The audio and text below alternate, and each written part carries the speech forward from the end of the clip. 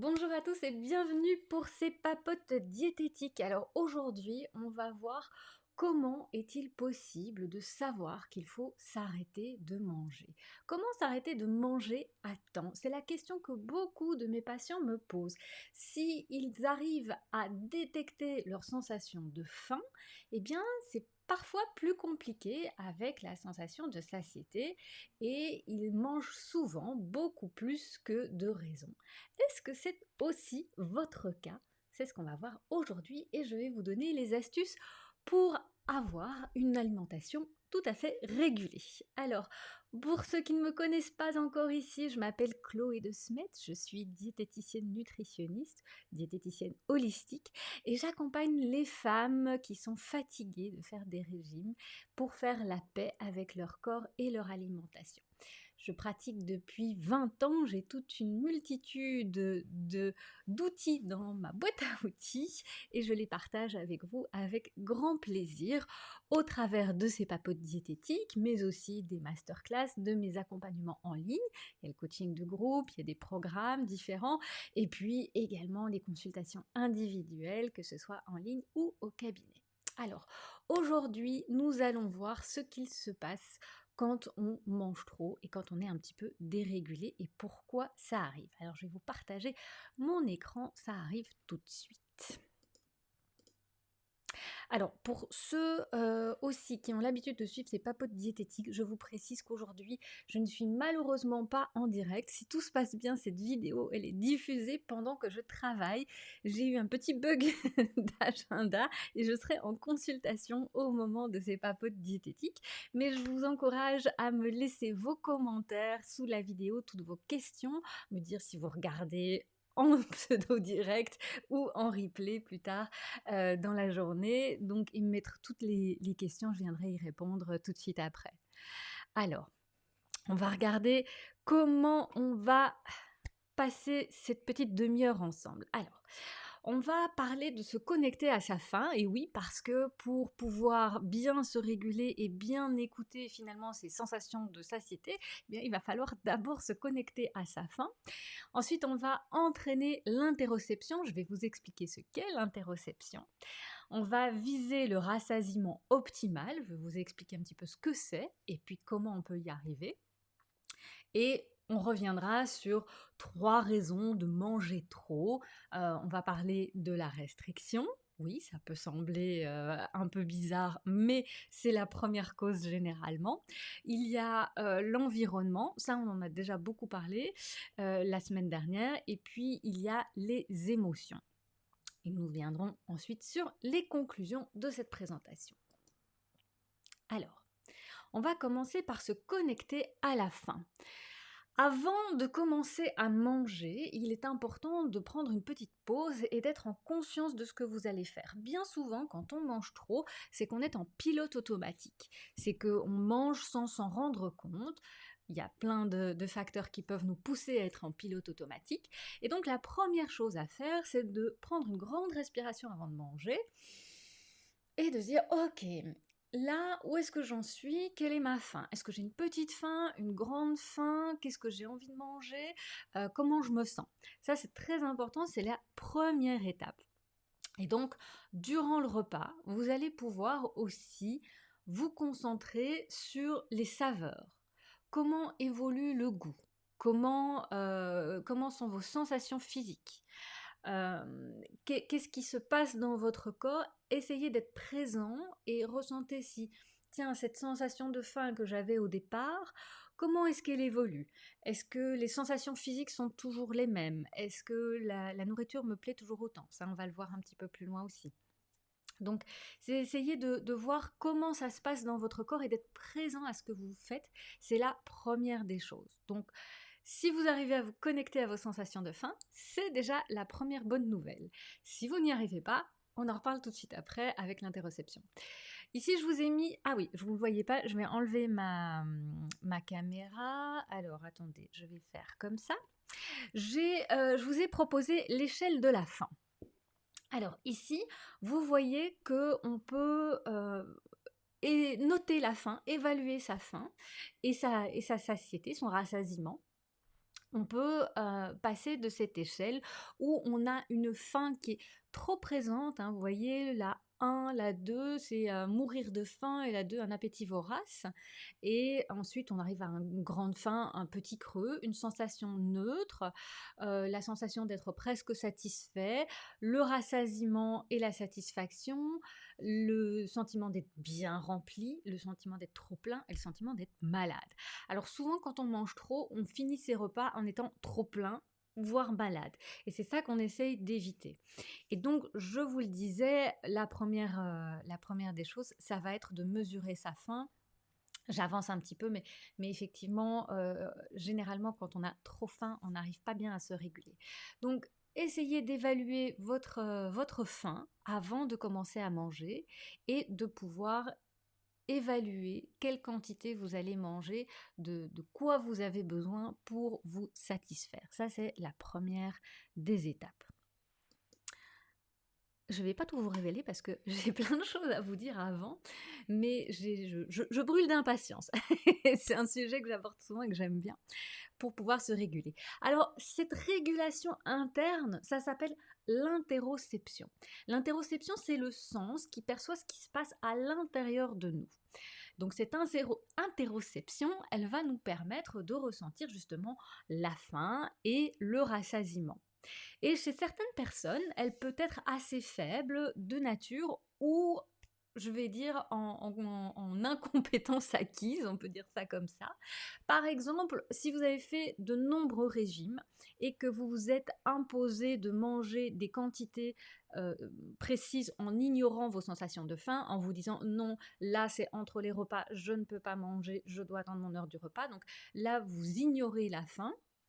Eh bien, ça peut être une des raisons pour laquelle vous êtes moins bien connecté à vos sensations de faim et de satiété, puisque vous vous êtes mentalement obligé à manger à certaines quantités et à certaines heures.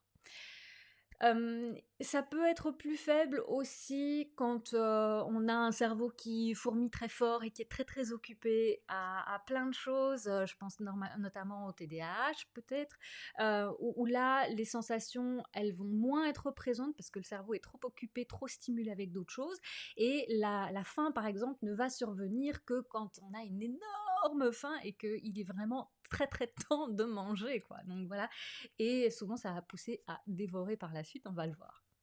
Donc il y a beaucoup de raisons qui font que on peut avoir une interoception assez faible, mais ce qui est intéressant à savoir, c'est que cette interoception, elle peut s'entraîner comme un muscle. Et d'ailleurs, comme tous nos sens, on peut aiguiser nos sens et cette interoception peut être aiguisée elle aussi. Alors comme exercice que je vous propose, eh bien ça va être tout simple. Vous allez prendre un verre d'eau, plusieurs verres d'eau même, et pour essayer de ressentir déjà ce qui se passe, vous pouvez commencer par simplement un verre d'eau un petit peu froide. Et là, je vous demande de prendre le temps sans distraction et de goûter, de savourer un petit peu ce qui se passe dans vos papilles avant de boire. Comment est votre bouche? Comment vous vous sentez dans votre corps? Comment un petit peu ça se passe? Est-ce que vous sentez quelque chose de particulier? Voilà, prenez quelques secondes pour faire le point là-dessus. Et puis, cette eau un petit peu froide, vous allez pouvoir en prendre une première gorgée. Concentrez-vous sur les sensations en bouche, puis essayez de sentir le trajet que parcourt cette eau un petit peu froide. Plus elle est froide, mais je ne veux pas vous sentiez mal non plus dans votre estomac, mais plus elle est froide, plus vous allez la sentir passer. Et essayez de voir jusqu'où vous sentez passer cette eau. Est-ce que vous la sentez ici dans votre gorge, dans votre œsophage? Est-ce que vous la sentez arriver jusque dans l'estomac? Donc ça, c'est intéressant à faire et c'est intéressant à répéter comme exercice. Donc vous pouvez le faire là juste une fois avec une ou deux gorgées et puis vous entraînez le lendemain et vous entraînez à essayer de sentir de plus en plus loin jusqu'à ce que vous sentiez l'eau arriver dans votre estomac. Donc ça, c'est une première chose pour entraîner l'interoception. On verra qu'on peut recommencer aussi cet exercice avec un verre d'eau, plusieurs verres d'eau, pour ressentir le rassasiement aussi. On va le voir juste un petit peu plus tard, mais donc c'est ce premier exercice avec un verre d'eau un peu froide pour bien sentir ce qui se passe à l'intérieur du corps. Alors, ici, on va parler du rassasiement optimal parce qu'on a vu, en fonction des niveaux de faim et niveau de rassasiement, souvent on mange trop et puis on se sent pas bien. Donc ici, on va viser vraiment un rassasiement de 100%, ni trop ni trop peu, juste ce qu'il faut à notre corps, parce qu'on voit que dès qu'on va dépasser cette quantité, eh bien, on va être en surrassasiement, donc là, on va se sentir mal. Et puis, si on ne mange pas suffisamment, on va être en sous-rassasiement, ce qui fait qu'on va rapidement avoir faim par la suite ou même envie de manger. Donc, on va voir. Ah oui, c'est une chose que je ne vous avais pas dit. Je vais revenir peut-être ici. Rassasiement et satiété, quelle différence? Alors, le rassasiement et la satiété sont deux choses différentes, c'est un petit peu subtil. La satiété, en fait, c'est... Je vais de nouveau enlever ma caméra. Et donc c'est le numéro 5, c'est quand on est neutre. La satiété, c'est quand il n'y a pas de signal de faim, quand on est suffisamment neutre, qu'il n'y a pas d'envie de manger, qu'il n'y a pas de pensée autour de la nourriture. C'est qu'on est voilà, totalement calme et neutre au niveau de l'appétit. Donc on n'est pas encore dans cette phase de trop plein de digestion, mais on n'est pas encore avoir cette envie de manger non plus. Donc c'est le moment où on est neutre. Alors, le rassasiement, en revanche, c'est le moment où on peut s'arrêter de manger. C'est le moment où on ressent à la fois cette satiété, donc il n'y a plus le signal du corps qui vous dit qu'il a faim, et d'autre part, il y a aussi un sentiment de satisfaction. On y revient tout de suite aussi sur le sentiment de satisfaction, où on sent que voilà, c'est bon, on peut s'arrêter de manger, le corps est satisfait, il a ce dont il a besoin, on n'a plus envie d'une bouchée supplémentaire, on peut s'arrêter là, on est aussi tranquille et bien rassasié. Donc le rassasiement, c'est vraiment le moment où on peut s'arrêter de manger. Donc voilà la petite différence et la petite subtilité. Et je vous ai parlé de satisfaction aussi. Ça va être important pour avoir ce rassasiement aussi optimal. Le rassasiement optimal, cette notion-là, elle vient du livre de Florian Safer, je vous en ai déjà parlé, très très intéressant aussi. Je fais la paix avec mon poids. Un peu technique peut-être à lire par petits bouts, pas comme un roman, mais vous allez pouvoir y piocher pas mal de choses intéressantes. Alors, comment on sent le rassasiement? Ça, c'est ce qui vous intéresse. Bon, mais comment on fait alors finalement? Eh bien donc, ce sont toutes ces sensations physiques aussi qu'on va ressentir dans le corps. C'est pour ça que je vous disais, c'est important d'être bien présent au moment du repas et à ces sensations. Pour ça, je vous encourage vraiment à faire donc cette pause avant de commencer à manger, au moins à la moitié du repas. Alors, je pense que j'ai vu Michel Simès dans une vidéo qui n'est pas la référence en matière de nutrition, hein, mais qui disait quelque chose d'important. On peut diviser l'assiette en deux, hein, voilà. Et quand vous avez fini une première moitié d'assiette, eh bien, hop, c'est le moment de faire une pause et de vous reconnecter. Ah, ok. Comment je me sens physiquement? Comment est mon estomac? Est-ce que j'ai toujours cette sensation d'avoir envie de manger? Et donc ça, c'est une première chose à laquelle vous pouvez vous connecter. Ensuite, ce qui va être hyper important aussi, c'est le plaisir, le goût et le plaisir. Alors souvent, quand les patients me disent qu'ils essayent de faire attention à leur poids, qu'ils essayent de maîtriser leur poids, de perdre du poids, la notion de plaisir, elle s'en va complètement. Ou alors, elle est vraiment culpabilisante, c'est-à-dire que quand on est au régime, on s'imagine qu'on n'a plus le droit au plaisir. Et ça fausse beaucoup les sensations de faim et de satiété, en fait, parce que pour pouvoir s'arrêter, il faut que le plaisir soit satisfait. Il faut que vraiment on puisse prendre en compte cette notion de plaisir. Alors, ce plaisir, il va pas toujours être satisfait de façon XXL ou à 100%, hein, parce que quand on prend un repas, on va dire de convenience, sur l'heure de midi parce qu'on est occupé, on va pas se faire un gueuleton gastronomique. Donc on a quelque chose de plaisant et satisfaisant. C'est pas le plus plaisant du monde, mais ça va quand même nous convenir. Donc si on efface trop cette notion de plaisir et qu'on se contente de manger les aliments qu'on doit manger, comprenez bien que le plaisir ne sera pas présent, que la satisfaction ne peut pas être présente et que du coup, l'envie de manger, elle se représentera encore souvent ou qu'on va avoir du mal à terminer de manger. Et donc, on continuera de manger. Donc, on se focalise sur le goût et sur le plaisir. Vous allez voir lors du repas que le plaisir et le goût vont évoluer. Les premières bouchées sont toujours complètement waouh, et puis au fur et à mesure, ça s'estompe un petit peu. Les papilles vont saturer en termes de goût, et la satisfaction du plaisir, je vous le disais, va pouvoir arrêter la prise alimentaire. Donc pour ça, on est bien d'accord qu'il faut manger en conscience et se concentrer sur les saveurs.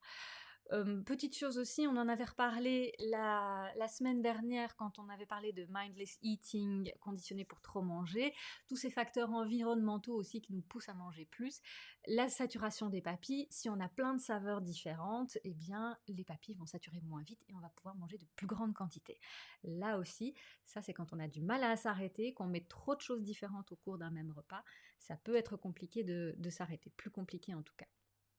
Donc, ressentir le rassasiement, c'est vraiment faire le focus sur le goût et sur le plaisir. Ici, je vous expliquais aussi cette notion, bah, vous voyez, hein, de bouchées, les premières bouchées, quand on va évaluer le plaisir. Ah oui, j'ai oublié de noter l'échelle du plaisir. Donc, on va avoir ces premières bouchées qui sont à plus 10 en termes de plaisir. Et puis, ça va être 3, 4, 5, ça dépend de ce que vous mangez, ça dépend de votre situation.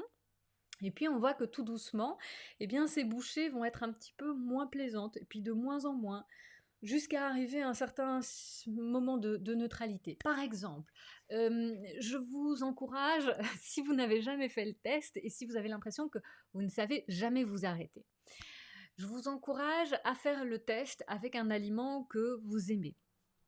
Que ce soit du fromage, de la pizza, du chocolat, des chips, quelque chose comme ça, et de commencer à manger et d'essayer de ressentir ce plaisir. Alors, si je vous donne 2 morceaux de comté, comme ça, hein, des plaques de comté, peut-être une troisième, et que je vous demande de les manger entièrement, il y a un moment donné où, ça ne va plus passer, hein, et il va y avoir un déplaisir à manger, cet aliment parce que c'est écœurant, parce qu'on en a trop, et vraiment quand on se focalise sur un aliment, un seul, et un goût, un seul, eh bien, il y a un moment où ça sature complètement et le corps dit stop.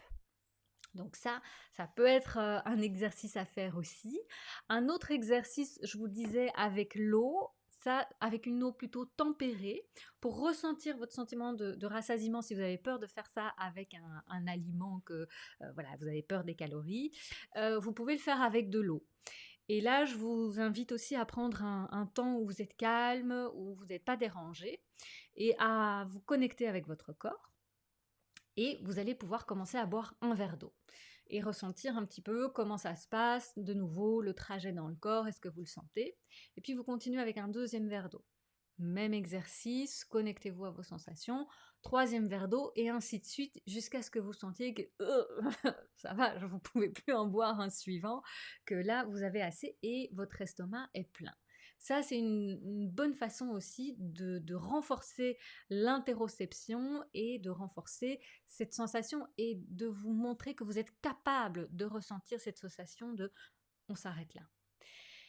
Les petites étapes aussi, ça va être de pouvoir ressentir et d'évaluer quand vous avez déjà fait cet exercice plusieurs fois. Ok, maintenant, combien de verres d'eau vais-je avoir besoin? Évaluer à peu près, hein, et essayez de vous arrêter un petit peu juste avant, soit le dernier verre d'eau, ou soit la moitié, hein, que vous estimez que vous allez avoir besoin, à partir de quel moment vous allez vous arrêter, et vous arrêtez un ou un demi verre d'eau juste avant, ou quelques gorgées juste avant.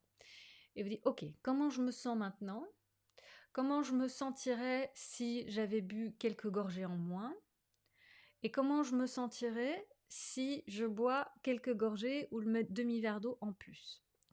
Ça, c'est aussi un bon moyen de commencer à apprendre à réguler et à retrouver ce rassasiement optimal. Vous pouvez le faire avec de l'eau et vous pouvez, quand vous vous sentez bien à l'aise, et si ça va bien pour vous, vous pouvez le faire avec la nourriture aussi. Ça, c'est un chouette exercice. C'est un exercice qu'on va retrouver dans l'alimentation intuitive. Ça, c'est plus, pardon, quelque chose que j'ai donné en masterclass la semaine dernière. Donc là, vous avez le livre L'alimentation intuitive en français. Et cet exercice avec la nourriture, il va être détaillé dans le cahier d'exercice, mais qui est celui-ci en anglais, il n'a pas encore été traduit. Donc ça, c'est très intéressant. Et puis, vous les retrouvez, ces exercices aussi dans la masterclass. Alors, ce sont des exercices intéressants pour ressentir le rassasiement. Petite illustration aussi que je tire des masterclass. Ici, la première raison de manger trop, je vous dis, il y en a 3 à mon sens. La première, c'est la restriction. On l'a vu hein, déjà dans l'échelle de la faim, vous pouvez la superposer ici avec cette petite illustration du pendule. Plus on va tirer dans la restriction et plus vous allez avoir faim, et plus de l'autre côté, quand vous allez manger, il va y avoir de grandes quantités, des compulsions ou des grignotages. Donc là aussi, si vous ne nourrissez pas correctement votre organisme, si vous êtes en déficit calorique, vous allez avoir tendance à manger des grandes quantités ou à compulser. Alors, quand je dis manger suffisamment, c'est manger suffisamment aussi au repas. Une des raisons de ne pas ressentir l'interoception, notamment, c'est quand on a habitué son corps à ne pas manger, donc pour des raisons de régime ou de praticité, de convénience, quand on ne mange pas le matin, par exemple, parce qu'on est pressé, qu'on ne prend pas le temps. Eh bien, peut-être qu'on a faim, mais que à force de zapper le petit déjeuner, cette faim ne se représente plus, parce que le cerveau et le corps a emmagasiné, a enregistré qu'il n'y aurait de toute façon pas d'apport alimentaire à ce moment-là. Donc, il zappe la sensation de faim et il la représentera plus tard dans la journée. Ce qui fait que le matin, vous pouvez être en déficit calorique et ne pas ressentir en fait la faim, mais être tout de même en déficit calorique. À midi, vous êtes pressé, vous ne mangez pas grand-chose, ou vous vous dites que le midi, on mange léger, donc c'est une petite salade.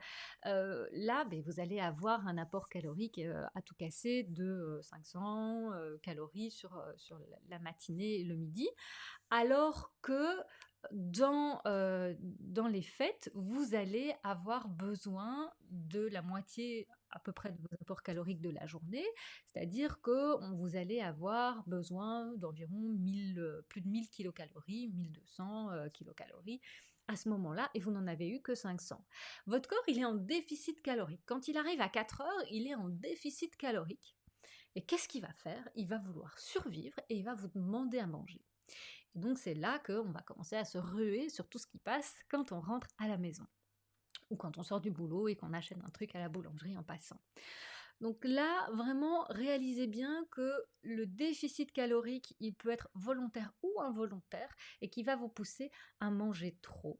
Et donc là aussi, en fait, vous n'allez pas manger trop, mais vous allez manger au-delà de la capacité de votre corps. Vous allez manger à un niveau où vous allez être inconfortable parce que vous allez devoir combler le déficit calorique du reste de la journée et combler tout ça au sein d'un ou 2 repas. Et donc, ça va être beaucoup trop et ça va être inconfortable pour votre estomac.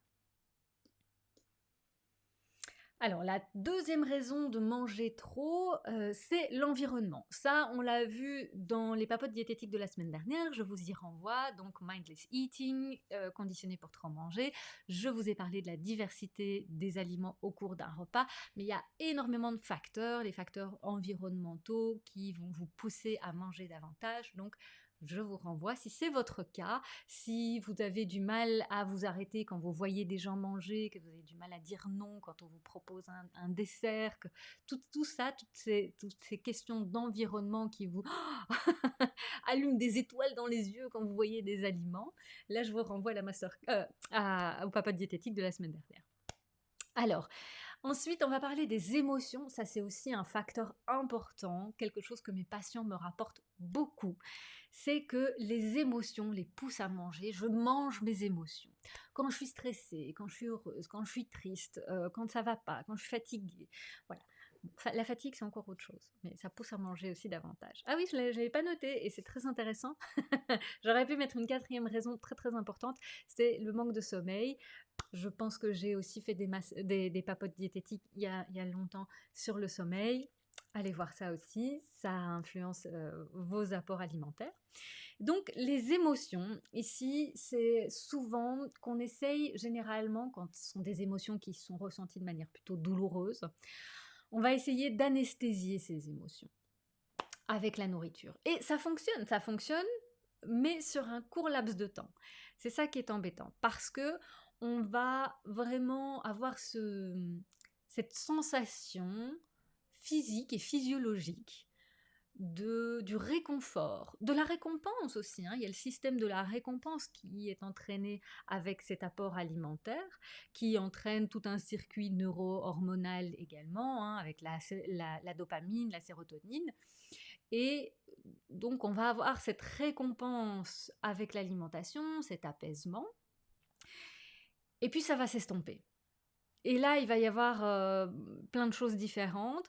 C'est-à-dire que si vous avez emmagasiné et enregistré que manger ses émotions, c'est pas bien, et que manger du chocolat quand vous êtes triste, c'est pas bien, et bien tout de suite, il va y avoir de la culpabilité qui peut se transformer en honte également. Et ça peut vraiment aussi engendrer voilà, tout un cercle vicieux. Plus vous sentez coupable, plus vous tombez dans la honte, et plus vous vous sentez mal, plus vous vous trouvez moche et nul, et plus vous allez essayer de vous restreindre à nouveau pour dire non, non, non, mais je peux pas faire ça, faut que je sois bonne ou bon, faut que je fasse les choses bien. Faut que je me reprenne en main, et donc je vais pas manger ceci, je vais pas manger cela, je vais me restreindre. Et plus vous vous dites que vous allez pas manger des trucs, plus à un moment donné, je vous dis, la restriction mène à la compulsion, pouf, vous y repassez. Donc cercle vicieux. Comment on fait pour couper ce cercle vicieux-là? Eh bien, la première chose, c'est d'essayer d'accueillir ses émotions. C'est pas évident, et surtout quand on n'a pas appris à le faire, ça demande certaines compétences. Il faut pouvoir déjà reconnaître ses émotions, les identifier, et puis apprendre à ne plus en avoir peur. Ça, c'est très important aussi. Parce que souvent, c'est la peur des émotions qui engendre l'évitement et l'anesthésie des émotions. Et donc, pour ne plus avoir peur de ces émotions, eh bien, on va apprendre à déjà les reconnaître, et reconnaître qu'elles portent un message. Les émotions, elles ne sont pas là pour rien, elles ne sont pas dangereuses, elles sont inconfortables, hein, ça c'est clair, elles peuvent être inconfortables, mais quand on apprend qu'elles sont là pour nous donner un signal qu'il y a quelque chose à changer dans notre vie, quelque chose qui est par accord avec nous, eh bien, ça peut nous aider à agir aussi et à essayer de trouver d'autres mécanismes. Alors, la prise alimentaire lors des émotions, eh bien, ça peut être une des stratégies. C'est-à-dire que lorsqu'on va se tourner vers l'alimentation, on va pouvoir combler un besoin de douceur, un besoin de réconfort, un besoin, voilà, généralement de quelque chose de réconfortant, de doux, hein. Et ça, quand on arrive à l'accepter, à accepter que c'est une stratégie valable, mais que ce n'est pas la seule stratégie, que ça fait partie d'un éventail, ça va être aussi important à mettre, c'est qu'on a besoin d'un éventail de stratégies et pas que de l'alimentation. Et bien, quand on va choisir l'alimentation, ou quand on sera incapable de choisir une autre stratégie, c'est de se dire, ah voilà, aujourd'hui je suis triste, aujourd'hui ça ne va pas, j'ai vraiment envie d'un morceau de chocolat. Et je pense que ça va vraiment me faire du bien. Eh bien, à ce moment-là, on n'est pas en pilote automatique. On n'est pas en train de s'anesthésier et de couper complètement toutes les émotions en mangeant. Parce que ça aussi, hein, quand on mange pour combler ses émotions, eh bien, et pour s'anesthésier, généralement, on va manger des grandes quantités, on va manger des choses assez caloriques pour sursaturer notre système sensoriel avec des perceptions alimentaires plutôt qu'avec des émotions. Ici, on va vraiment plutôt reconnaître ses émotions, essayer de les accueillir et de trouver une bonne stratégie. Et si on choisit plutôt l'alimentation, c'est de se dire, ok, maintenant je vais ressentir le plaisir, le réconfort et la douceur avec mes aliments et je me concentre là-dessus. Ça peut être une bonne stratégie aussi pour arriver à quand même trouver du réconfort avec les aliments sans devoir passer par la tablette de chocolat entière. Et vous allez voir que si vous arrivez à sentir que ah oui, ce morceau de chocolat, ah j'en avais besoin, ça fait du bien. Ah oui, oui, oui, allez, peut-être encore un petit morceau. Ah voilà, ça va mieux. Ok, et on peut passer à autre chose. Et vous voyez qu'après ça, on a délibérément choisi la stratégie alimentaire parce que peut-être qu'on n'était pas capable de mettre en place d'autres stratégies à ce moment-là et qu'on a laissé cette stratégie alimentaire jouer son rôle. Et c'est à ce moment-là que ça peut s'arrêter et qu'on ne déborde pas dans les consommations non plus. Et donc pour ça, à nouveau, quitter le pilote automatique et bien se rendre compte de ce dont on a besoin et de se reconnecter aux sensations alimentaires. Alors, petite aussi astuce supplémentaire et partage pour reconnaître ses émotions. Moi, je vous propose la girafe, l'apprenti girafe. Et ici, sa pose d'auto-empathie guidée. Vous allez le trouver sur le site internet de l'apprenti girafe. Vous voyez en dessous www.apprenti-girafe.com. Et là, vous allez pouvoir trouver le PDF qui est en téléchargement avec une participation consciente. Donc, vous pouvez mettre ce que vous voulez pour la télécharger. Et vous allez retrouver dans ce PDF ce petit guide d'auto-empathie. Et vous allez aussi retrouver un guide avec la liste des émotions. Les émotions quand les besoins sont rencontrés, quand ils ne sont pas rencontrés, les jugements cachés, et vous allez retrouver la liste des besoins aussi. Donc ça va vous aider à mettre des mots sur vos émotions, sur tout ce que vous ressentez, et peut-être à en avoir un petit peu moins peur. Ici, dans les étapes pour accueillir les émotions, c'est vraiment de commencer étape par étape en se disant, ok, quels sont les faits? Si je prends une caméra, comme s'il y avait une petite caméra de surveillance et qu'elle filmait la scène, qu'est-ce qu'on verrait? Ensuite, la différence, c'est qu'est-ce que je me raconte à propos de ce qui s'est passé là. Et ça, c'est très différent. Et là, il peut y avoir plein de choses aussi. Ensuite, qu'est-ce que je ressens dans mon corps? Qu'est-ce que je ressens dans mon cœur aussi? Donc, qu'est-ce que mon corps est en train de me raconter? Est-ce qu'il est contracté? Est-ce que j'ai mal au ventre? Est-ce que j'ai une boule dans la gorge? Tout ça, vous pouvez essayer de le ressentir. Qu'est-ce que ça fait dans mon cœur? Quelles sont les émotions que je ressens? Et là, vous pouvez vous aider de toute la liste des émotions. Et puis, quels sont mes besoins? Qu'est-ce que j'ai envie? Qu'est-ce que je voudrais vivre à ce moment-là, à la place de ce que je suis en train de vivre? Donc ça, c'est très intéressant aussi. Et ensuite, le plus important, pour vous redonner du pouvoir aussi sur ces émotions, quelles actions ou quelles demandes est-ce que moi je peux faire qui seraient au service de mes besoins? Donc ça, c'est très important. Je vous dis, ce petit guide, il est assez succinct, il y a quelques pages, mais il est super bien fait. Donc si vous avez un petit peu de mal avec vos émotions, vous pouvez tout à fait commencer par ça.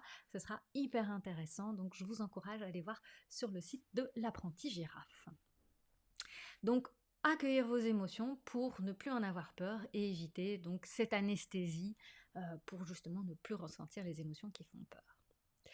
Donc voilà, on a vu ensemble dans ces papotes diététiques les raisons qui nous poussent à manger un petit peu trop et pourquoi on n'arrive pas à sentir ces sensations de rassasiement. Et donc pour savoir quand s'arrêter, eh bien, il faut être présent au repas, il faut être présent à ces sensations de faim avant le repas. Il faut être présent au plaisir des aliments et au plaisir de manger et à la satisfaction aussi de nos besoins, hein, de savoir, ah voilà, j'ai plus faim, je sens que mon corps est apaisé, à ces sensations-là pendant le repas, et puis à toutes ces sensations physiques aussi qu'on va avoir avant, pendant et après le repas. Et pour ça, vous pouvez vous entraîner à l'interoception avec les exercices que je vous ai partagés et prendre conscience aussi de votre propre fonctionnement. nourrir suffisamment et régulièrement votre corps pour ne pas être dans la restriction, et puis éventuellement agir sur l'environnement si vous êtes très influençable par tous les facteurs environnementaux aussi qui vous poussent à manger, et accueillir ses émotions. Peut-être que vous êtes un petit peu influencé par les trois, la restriction, l'environnement et les émotions. Peut-être qu'un des trois facteurs, ça c'est à vous de voir aussi, et vous avez déjà peut-être maintenant un petit peu plus conscience de tous ces facteurs-là qui vont pouvoir vous aider à ressentir le rassasiement en fin de repas. J'espère que cette vidéo vous a été utile. J'attends tous vos commentaires. Je suis impatiente de les lire puisque donc je n'étais pas en direct, mea culpa. Je vous retrouve lundi prochain pour d'autres papotes diététiques. Ces papotes diététiques, elles sont là pour vous. Donc je vous invite chaleureusement aussi à me partager toutes vos demandes de sujets, les mettre en commentaire sous les vidéos. Je viendrai y répondre évidemment. Et puis, si vous souhaitez être accompagné par moi en ce printemps et cet été, je vous encourage vivement à faire le choix du coaching de groupe parce que mes consultations sont vraiment saturées, et puis qu'on va avoir un groupe de femmes merveilleuses pour cheminer ensemble dans ces prochains mois. Vous trouverez toutes les informations au-dessus ou au-dessous de la vidéo avec tous les liens. Je vous embrasse, je vous souhaite un bon appétit puisque vous allez regarder ça à midi, ou alors en replay. Bonne soirée, bonne semaine. On se retrouve la semaine prochaine. À bientôt!